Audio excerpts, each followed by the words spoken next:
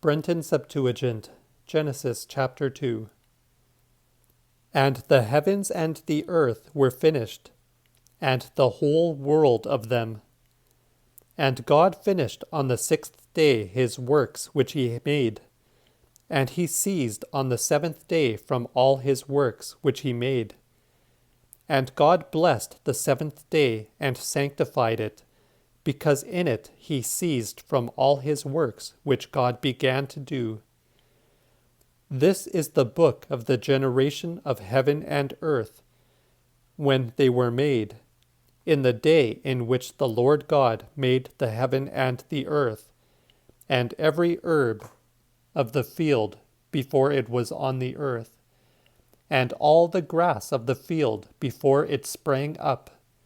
For God had not raised on the earth, for God had not rained on the earth, and there was not a man to cultivate it. But there rose a fountain out of the earth, and watered the whole face of the earth. And God formed the man of dust of the earth, and breathed upon his face the breath of life, and the man became a living soul. And God planted a garden eastward in Edom, and placed there the man whom he had formed. And God made to spring up also out of the earth every tree beautiful to the eye and good for food, and the tree of life in the midst of the garden, and the tree of learning the knowledge of good and evil. And a river proceeds out of Edom to water the garden.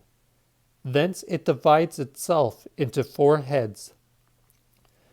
The name of the one, Phisom. This it is which encircles the whole land of Evelot, where there is gold. And the gold of that land is good. There also is carbuncle and emerald. And the name of the 2nd river is Gihon.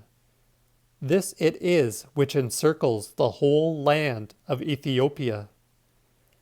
And the 3rd river is Tigris. This is that which flows forth over against the Assyrians. And the 4th river is Euphrates. And the Lord God took the man whom he had formed, and placed him in the garden of delight, to cultivate and keep it. And the Lord God gave a charge to Adam, saying, Of every tree which is in the garden thou mayest freely eat, but of the tree of the knowledge of good and evil, of it ye shall not eat, but in whatsoever day ye eat of it, ye shall surely die. And the Lord God said, It is not good that the man should be alone. Let us make for him a help suitable to him. And God formed yet farther out of the earth all the wild beasts of the field, and all the birds of the sky, and he brought them to Adam, to see what he would call them. And whatever Adam called any living creature, that was the name of it. And Adam gave names to all the cattle, and to all the birds of the sky, and to all the wild beasts of the field. But for Adam there was not found a help like to himself. And God brought a trance upon Adam, and he slept.